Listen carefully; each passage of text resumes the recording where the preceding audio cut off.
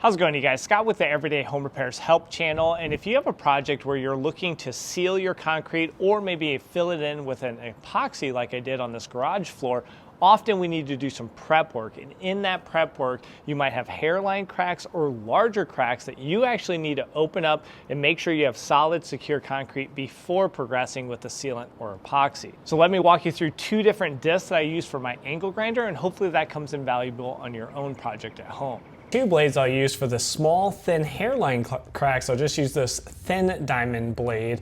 But for our main crack, the much larger crack, I would use this V notch, and it's called a chase because you're going to chase it along that crack, opening things up.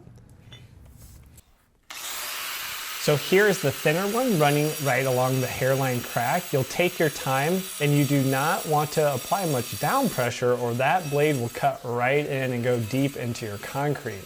You're just going to follow any of those hairline cracks and open them up just a little bit. And that's going to help this liquid that we set down here, the epoxy, set down in the crack and then make a nice finished surface once we grind that down. Just take your time following through, and then for the larger crack here, that V notch wheel, you'll just ride it along within the crack, and that's going to take any of the loose, thin edges off, and it's going to kind of cut each side back a little bit. Again, you're just going to chase that crack all the way through, and you do need all your personal protective equipment here, especially your respirator.